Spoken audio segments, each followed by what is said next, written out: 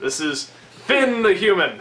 So we finally see what was going on there. They travel to whatever the portal of different dimensions, and the Lich wishes for everything to be destroyed, including himself. Right? Doesn't he sort of disappear too? Well, he wishes for all existence to be destroyed or something. To everyone to be destroyed, yeah. But since he's in that room, that doesn't count. Remember, But he disappears, right? Yeah, because he went back to his reality. Oh, okay. So, but Finn and Jake are kept safe because they're in this room that apparently protects them. So they're trying to think of what wish they can come up with to stop this all from happening. So they wish for the Lich to not exist, and that leads to the reality we saw at the end of the last one, which is pretty much the world, I guess, if the apocalypse didn't happen. And the Lich did something that had the apocalypse happen, and... They already explained it, you not remember? Of what the Lich did? Yeah. No, I don't. Go on, finish. Okay, no, I'm sorry, I really do forget. There's a lot to keep up with. It's like the Inception of kid shows. Except the Inception was one movie. This is an entire, like... So it's even worse. Oh, it's better. So anyway, so it's a world where the apocalypse doesn't really happen, at least not in the way it did in the other world, and magic has not bloomed, and instead it's still kind of science and technology-ish. Like I said, Finn has a robotic arm and everything, and he has to sell his burrow. And Jake, the dog, which is just a normal dog now, goes with him, and they come across... Who were those guys supposed to be? The bullies or whatever? No one in particular. Just these bullies that I guess are there just to make things tough. But Choose Bruce is there. Wait, what? They reminded me of Swissgar. From Metal... Yeah, their weird accent they had. Oh, but I don't think it was intentionally them. No, I don't think so. Regardless. She's crazy. Choose Bruce! Yes, Choose Bruce is there. And says, go up there and defeat those evil people, while also coming across a dead Ice King, or dead Simon, I guess. He never got a chance to be Ice King. And a not-so-good-looking Marceline. Obviously not keeping up with her appearance or anything. Well, she's old. She got old as hell. Because she's not a vampire. Yeah. Well, but she had the pointy ears and stuff. She's demon. Oh, that's right. Yeah. It's the vampire that makes her live or stay young. Yeah, okay. Yeah, okay, fair enough. Well, live forever and stay young. Yeah, so Finn takes the crown, thinking he can sell it instead of having to sell the burrow, and the bullies come and take it.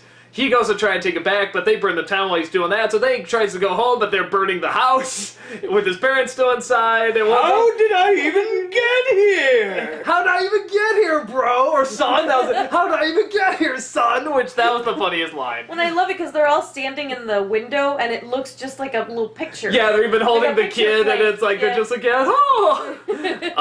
And then Finn puts the crown on, and Marceline says, make a wish, and so... he does, and it ends there.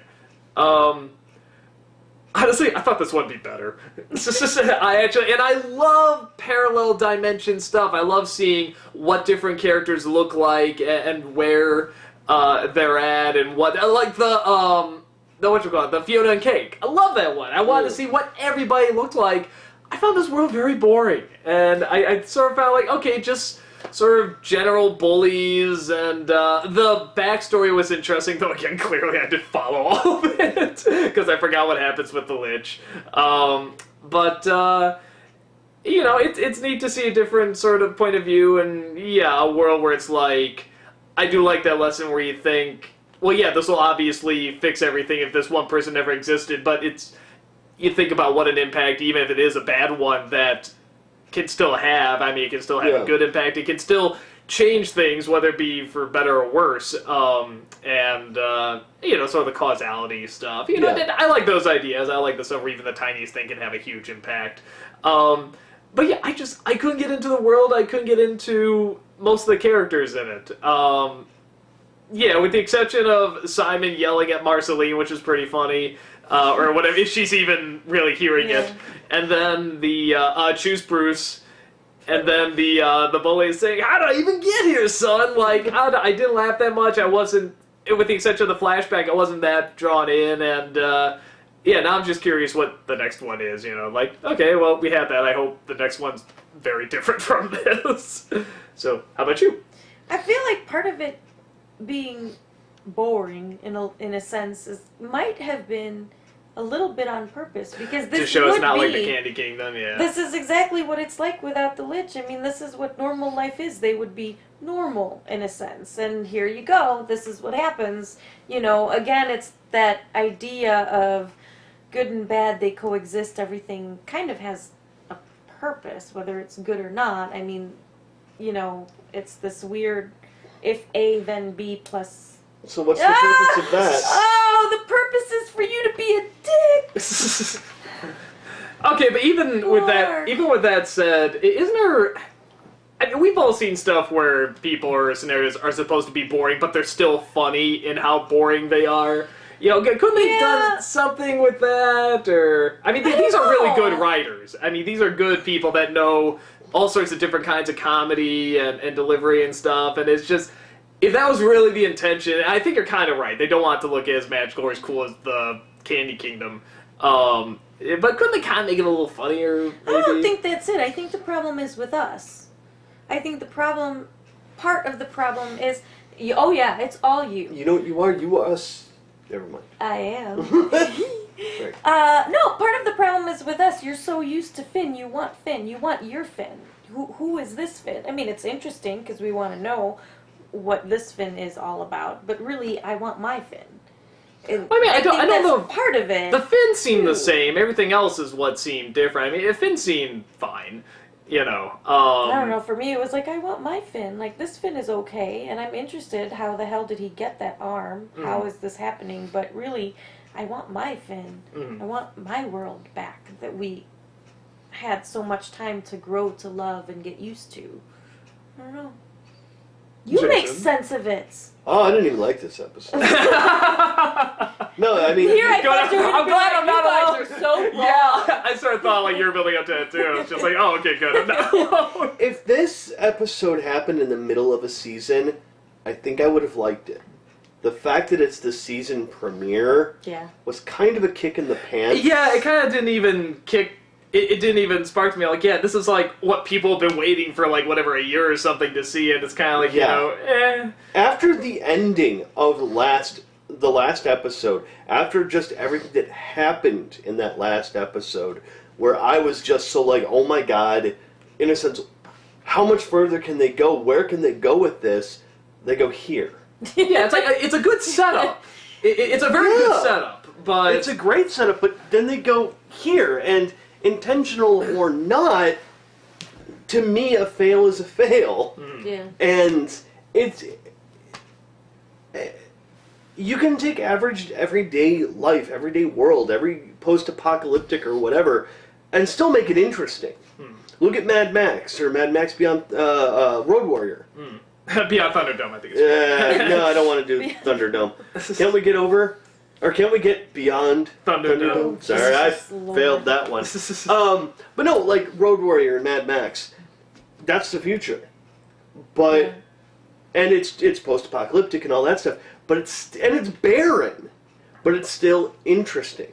Just the way they do in normal quote unquote adventure time. You have stop signs and destroyed cars and all that stuff, just kind of like all over the place. Like, oh yeah, this stuff was here. Did this place have a cleaning crew? Yeah, I mean, it's. I was trying to.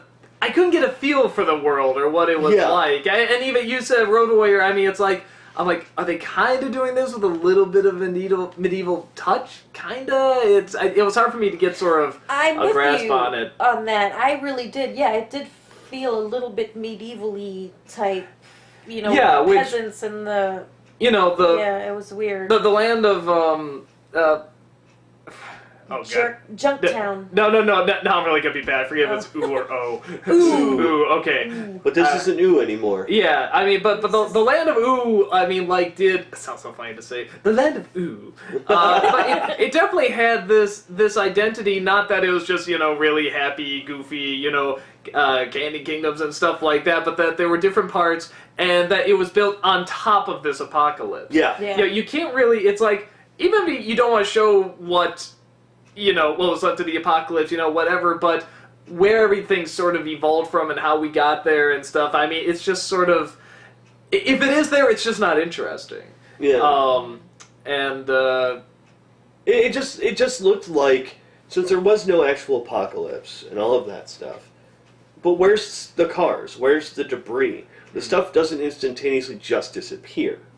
Yeah. You have to have it somewhere, and I saw no signs of the past, I guess you could say. And that was kind of like, well, I mean, I mean, I'm thinking, like, maybe they got, like, whatever, some of the shades look kind of 80s, so it's like, oh, they sort of scrounged whatever they found, but, like, again, bring up Road Warrior again, you could see all the stuff that they scrounged together and they put together. Yeah. And it sort of became this new identity that the world created.